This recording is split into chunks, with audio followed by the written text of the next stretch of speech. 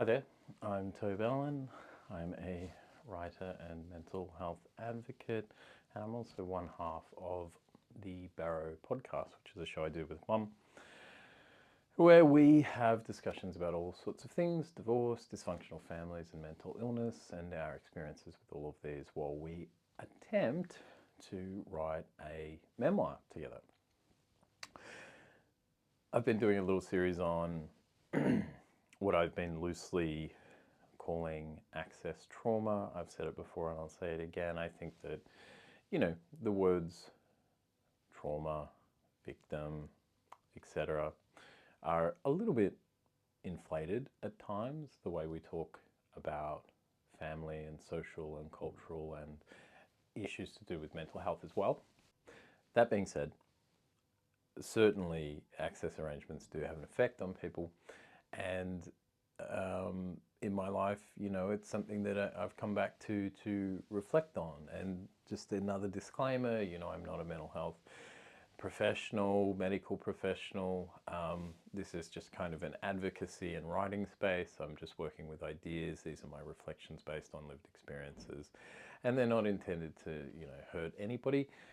Just to have them out there, okay? So if you get something out of it, great. If not, that's fine too.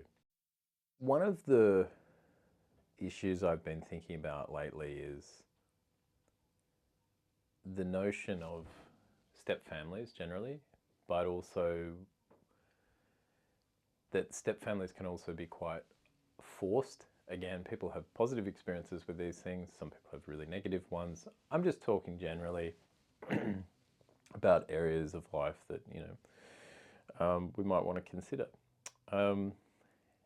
In my case, I had a unique experience of having two access arrangements converging. So you had two divorces with children involved, then two people getting together, and this kind of forced, very awkward step family was created out of that. Now, one thing in life I've often thought about is the fact that what is real in your mind and what is meaningful to you may not be real and meaningful in somebody else's mind. We know this, right? So just because you've signed off on something and you've decided, well, this is my family life now and this is how things are, doesn't necessarily mean that everybody's going to come on board with that and come with you willingly.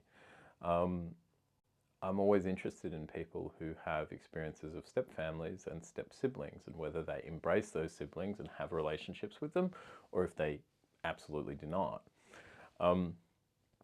In my case, I don't. It's not because of any kind of meanness in my character necessarily. It's just simply the circumstances didn't generate a lot of warmth, and the circumstances really just didn't facilitate that new family that was created to really take off and thrive. So my experience of access later, when I was sort of, I must have been 9 or 10, from there on through my teen years, it involved somebody else's child, right? So when I went on these access visits, there was another boy, the other boy. I never considered him to be my brother.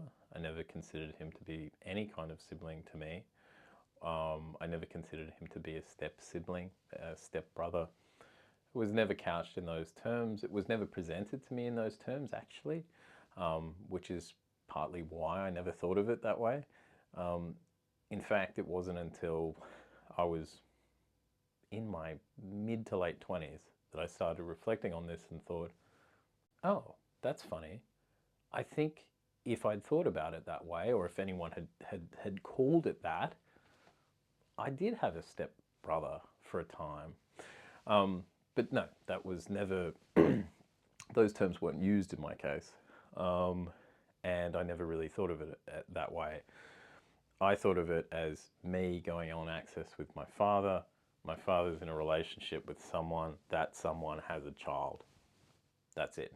There's no connection. There's no, this isn't a family. This is just separate, separate cases, separate, separate pieces of collateral matter, collateral damage from other people's lives that would assemble on a given day in a given location. And, that's quite sad that was the case. But it was the case. There was no sort of automatic where a step family now and how great is this? I have a brother all of a sudden. No. That is not how it worked. And in fact, my experience of access visits from that 9, 10 years of age onwards was I would get picked up and drive in a car with 2 people, my father and his partner, and collect the other boy for his access visit. And it was a really miserable experience. There was no connectedness. It was really horrible. It was really isolating. It was odd, but that's what happens when there's that kind of atmosphere of failure in the air. That's what happens when there's an atmosphere of animosity and hostility, and it's what happens when there's a lack of love, really. Enhancing this rather unusual experience was the fact that me and the other boy, we came from completely different worlds. My home life that I had with my maternal family was, it's rather unusual really in its own right, but it was, there was a class difference between us, which felt awkward at times. And it was just another way that kind of amplified the differences and the disconnect. And I think in a lot of ways, looking back, a coping mechanism for me has been detachment. Like, I did detach from that idea that this person was, a step sibling, a step brother, related to me in any way. I never considered it to be that way.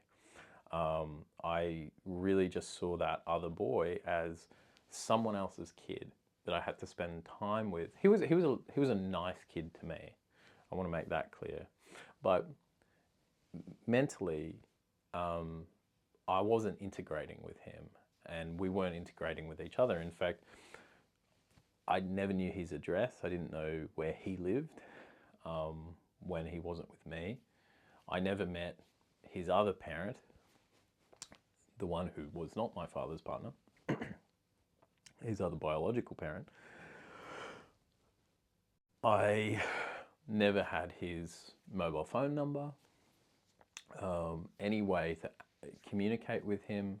To this day, I don't know what his middle name is. I don't know who he is, really. He was somebody who was an extension of my father's world and my access world, but not my step sibling, and not really related to me at all, or associated with me even in any way. And I think that that's been a coping mechanism. The way I've done that internally is to just kind of create separation and distance to protect myself. But I'm really wondering if there's anyone out there who has had an experience like this where, yeah, wow, I was going on access, or I was with a parent whose life changed and that involved other children, but, they were never more than that. They were just somebody else's kids. And I think that this is perhaps more common than we want to really admit. I think we want to believe that, we're bonded in certain circumstances when perhaps we aren't. And I also think that there's a lot of cases of people out there being disappointed, or they would be disappointed, and they would be very angry if they were to learn that you didn't feel how they feel about their life. Like they have a version of reality and you have a version of reality, and they don't gel. Today, I'm sitting in front of the camera doing this. The last time I tried to check in on the other boy, I did a cursory search. I've never actually done that before, but I did it, about a year ago, and there were big differences between us, and I did find out that unfortunately that boy has had lots and lots of substance abuse problems and was at that time incarcerated. So there were some negative consequences to those arrangements that we both experienced. And, I've had my own personal struggles and darkness in my life. And really, that is another reason why I detached early on to protect myself from that. But it is weird to think about, reflecting back and think, I used to share a bedroom with that person, on a fairly regular basis, throughout several years of my upbringing. And I don't really know who they are, and from an online search, I've found out that, they were at that time incarcerated, and that's left me with a very strange feeling. As always, if any of this makes sense to you, if it resonates, if you want to share your own experiences as well, feel free to comment. And please check out the Barrow podcast, because Mum and I go into all of this kind of stuff, the grey areas of family and emotional life. And it's not always easy to talk about. It's not always pretty or pleasant, but it is interesting, I think. And I hope you do too. Thanks for watching. Thanks for listening. Bye.